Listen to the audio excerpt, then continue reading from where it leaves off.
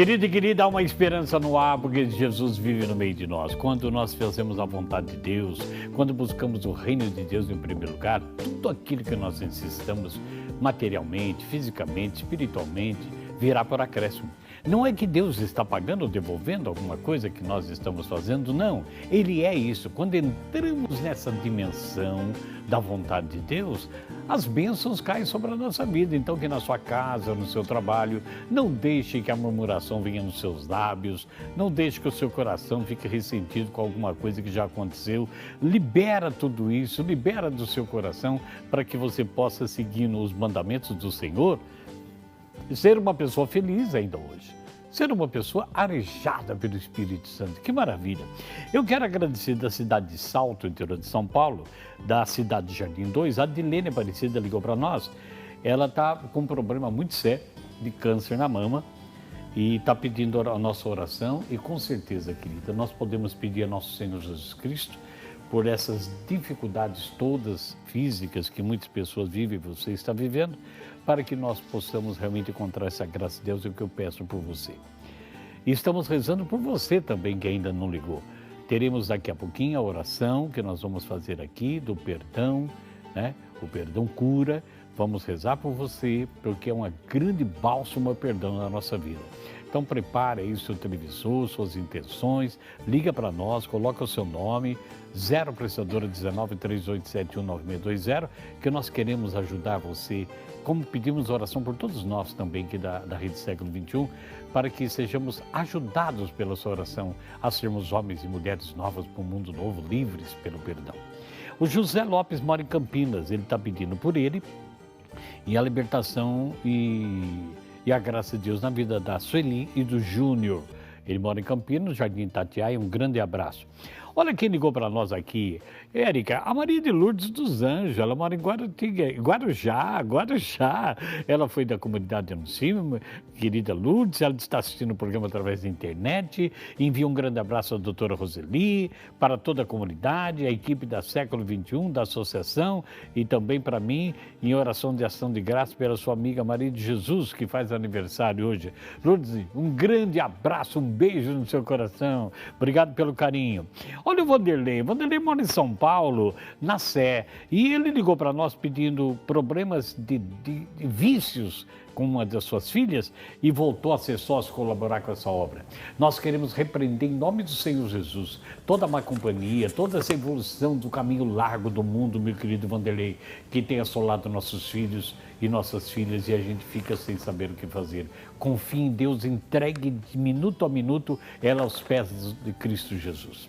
A Dulcinea mora em Campinas, Jardim Antônio von Zuben, ela está pedindo oração por uma graça que ela conseguiu e está aproveitando 3 meses de falecimento do seu Paulo Brito, ela está colocando em intenção. O Marcos mora em Adamantina, interior de São Paulo, está dizendo parabéns, doutora Roseli, parabéns, Henrique, parabéns a todos que estão aí no programa de hoje, está muito bom. Marcos mora em Adamantina, interior de São Paulo, bem no centro da cidade.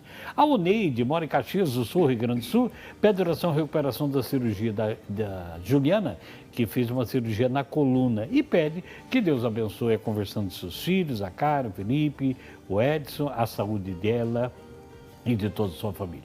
Nós cremos na divina providência de Deus, então nós não vamos nunca duvidar de que Deus pode pôr a mão sobre a sua necessidade. Meu querido e minha querida doutora Roseli, aonde nós podemos fundamentar tudo que nós estamos falando na vontade e na palavra de Deus? Henrique, olha, a Bíblia é recheada de exemplos, né, de paternidade. Olha, não existe pai perfeito. Acho que o único pai perfeito é o Pai do céu, é o Pai eterno. Então, assim, o filho tem uma capacidade de idealizar o pai. Né? Eu vou dar um exemplo.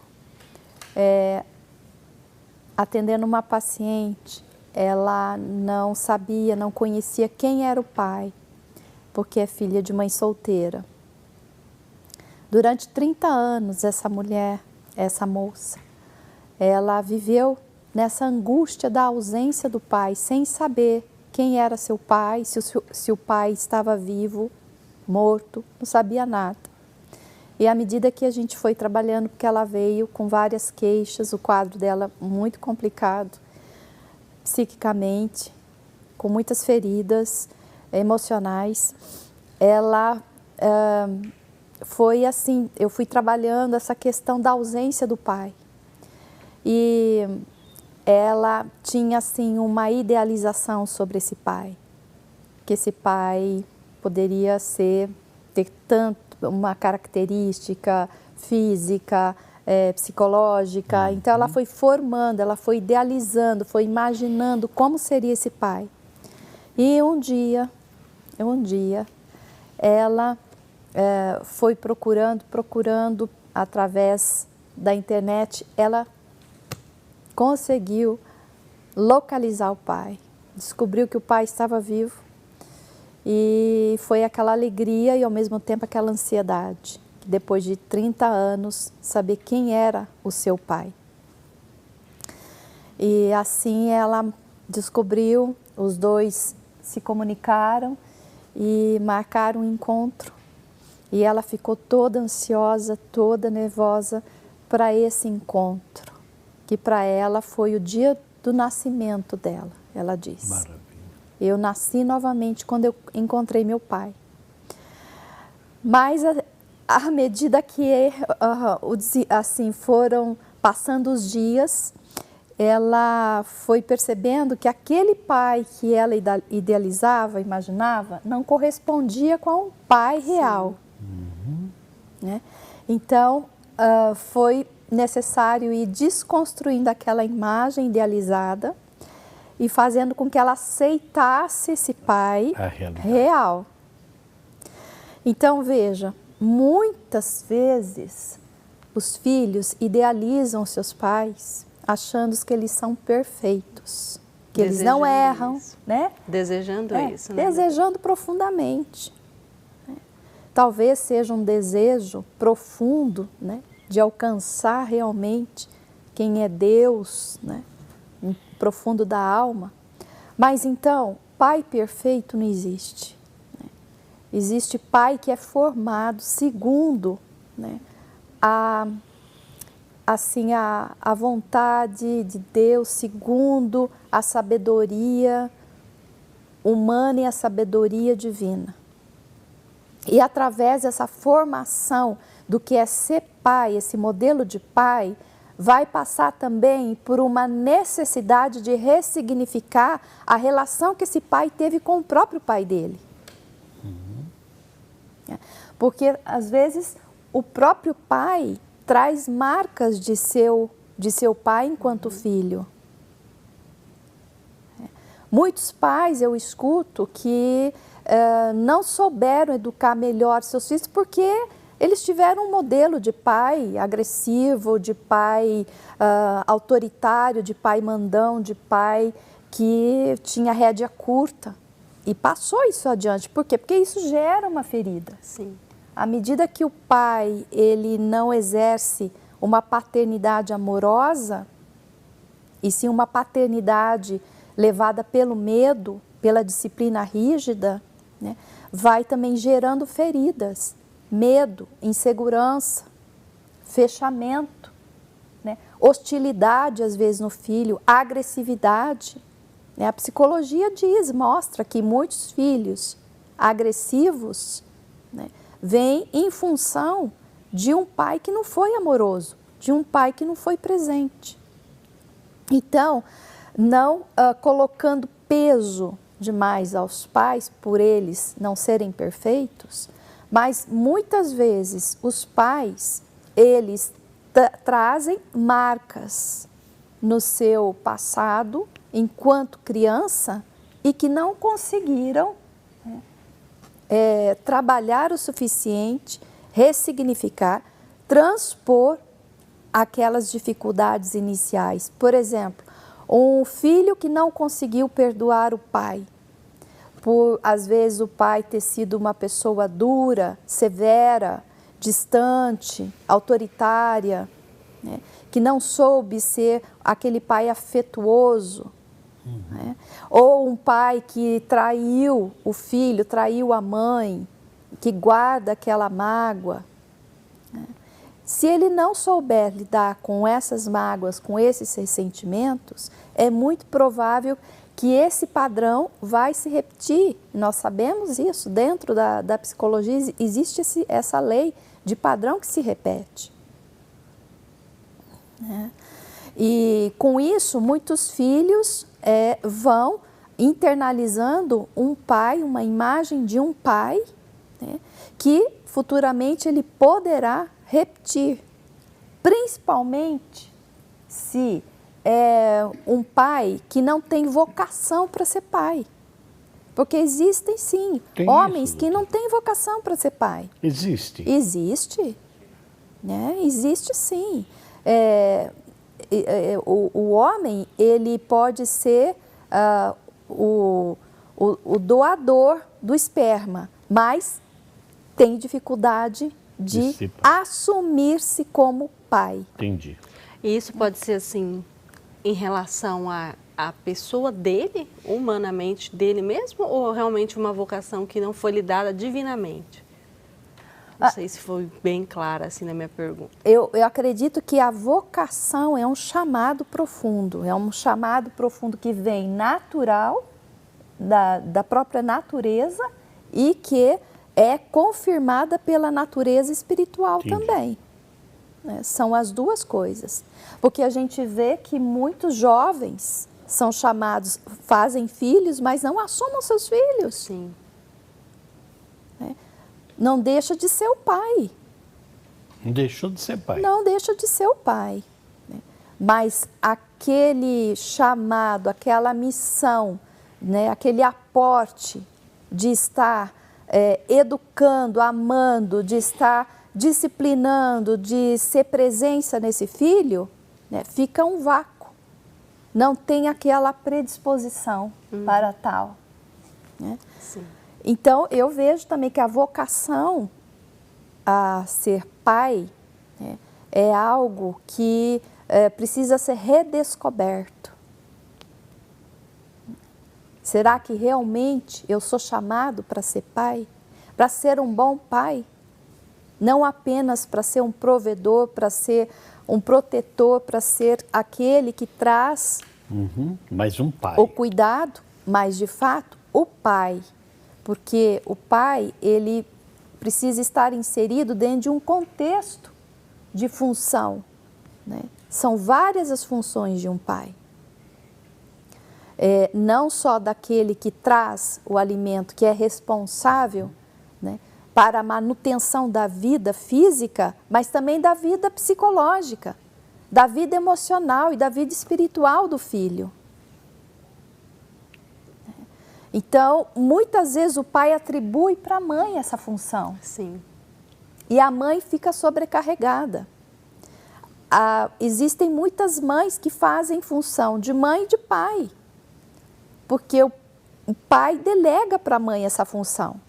E aí, então, o pai é excluído, deixado de lado. E aí os filhos, eles ficam perdidos, eles ficam sem norte. Sem referência. Sem referência. Então, se por um lado, eu vejo assim, doutor, eu me lembrei de um caso que tem muitas mães que assumem o papel do pai, uma porque o pai abriu mão de viver aquela missão, mas também em alguns casos porque a mãe tomou tal conta, vamos dizer assim, da criação, do cuidado, do zelo com os filhos, que às vezes até criou uma barreira para que o pai venha e se aproxime.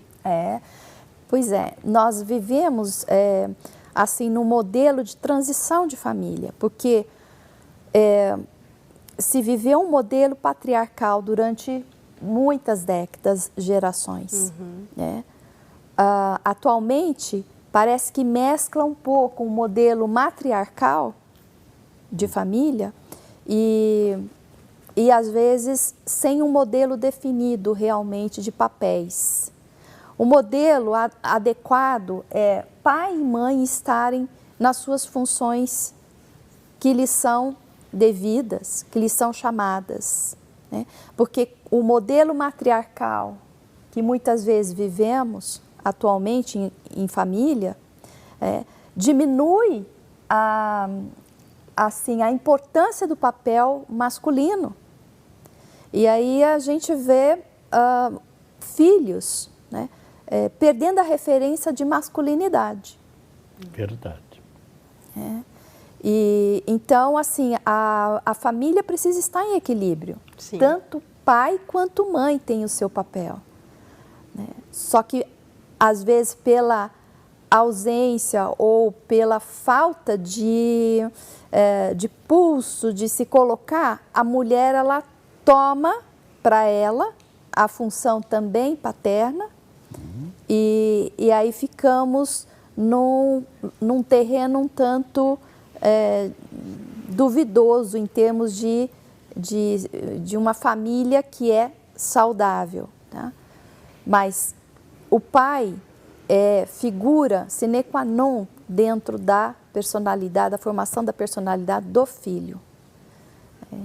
E isso nós precisamos fortalecer cada vez mais essa imagem, né, que um pai amoroso, que um pai que demonstra afeto, que um pai que também coloca limites, que um pai que sabe dizer não na hora que precisa dizer não e sim na hora que precisa dizer sim. Um pai que consegue se comunicar bem com os filhos, que não tem uma comunicação truncada, fechada, que diante de uma situação do filho fazer alguma arte, o pai não vai lá e repreenda já de imediato, mas que possa saber ouvir esse filho e depois então colocar a sentença, né? Tem pais que não sabem ouvir os filhos e aí fecha, trunca a comunicação. Tem que ser como eu dito, né? E não dá aquele aporte para que o filho possa criar uma relação de confiança. Tem filhos que não confiam no pai. Isso é terrível. O filho precisa confiar no pai. É verdade. Como ele vai estabelecer boas relações de confiança, bons vínculos, se na relação pai e filho não é cultivada a relação de confiança, né, de honestidade, tá, de contingência, né? Fica cada vez mais difícil. Como um filho vai lidar depois uma relação futura, né, quando adulto, se ele viu o pai, né, maltratando a mãe, negligenciando a mãe, né? Que imagem esse filho vai trazer?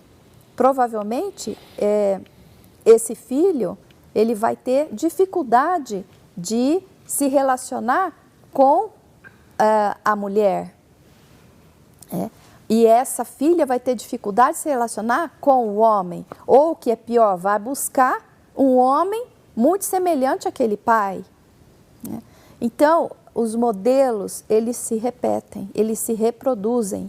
Então, se você é pai, eu convido você a entrar num processo de reflexão. O que estou passando Sim. como modelo de pai para os meus filhos? Que bom. Um pai que é permissivo, um pai que é amigo demais, que brinca, né, sem colocar limite, sem fazer diferença entre quem é a autoridade ali, ou simplesmente como duas crianças que estão, né, trocando de papéis. Ou um pai que é autoritário demais, que dita as regras e não dá o espaço para o filho poder ser quem ele é. Não, você tem que ser como eu sou, não como você acha que tem que ser, né? Coisas assim, ditados dessa forma, não deve existir dentro do ambiente da relação entre pai e filho. Muito bem. E eu havia perguntado para você lembra de alguma coisa agradável do seu pai? Lembro sim.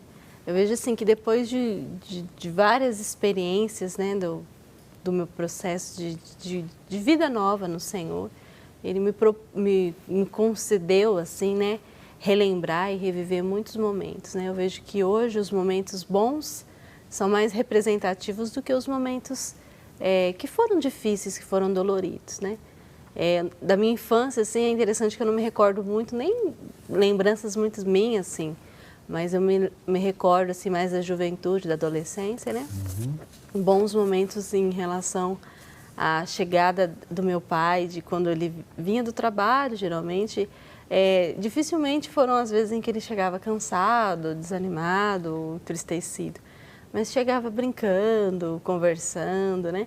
Então era um momento agradável, era um momento assim, o pai está chegando. Anteriormente foram momentos assim difíceis, traumáticos, assim, né? O pai está chegando, então vamos brincar mais, vamos falar mais, vamos conversar. Mas depois de um certo tempo, de um certo processo, era um momento agradável, assim, né, do pai gostar. Fora também que a gente saía em família, ia fazer as nossas aventuras, então também foram momentos bons, agradáveis. Érica, tem alguém que passou o Facebook para nós? Vamos colocar rapidamente. Tem aqui algumas pessoas pedindo oração. A Marta Barbosa está pedindo oração pelas suas sobrinhas. Está dizendo até algo que pode relacionar com o nosso tema. O pai abandonou a mãe delas.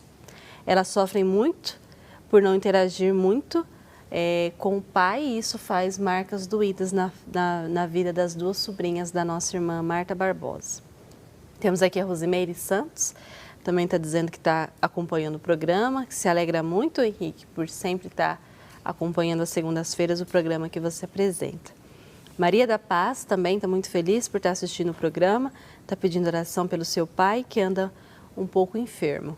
E por último, nós temos a Maria de Lourdes, que está também assistindo o programa e está pedindo oração pelas necessidades do seu trabalho. Muito bem, doutora, nós vamos para mais um intervalo, voltaremos já para o penúltimo bloco, mas em Efésios, no capítulo 6, está escrito: Pais, não exasperei vossos filhos, ao contrário, criai-os na educação e na doutrina do Senhor. A senhora vai falar um pouquinho sobre isso para nós. Intervalo rápido, aproveita agora ligar, passar seu e-mail, seu Facebook, nós voltamos já.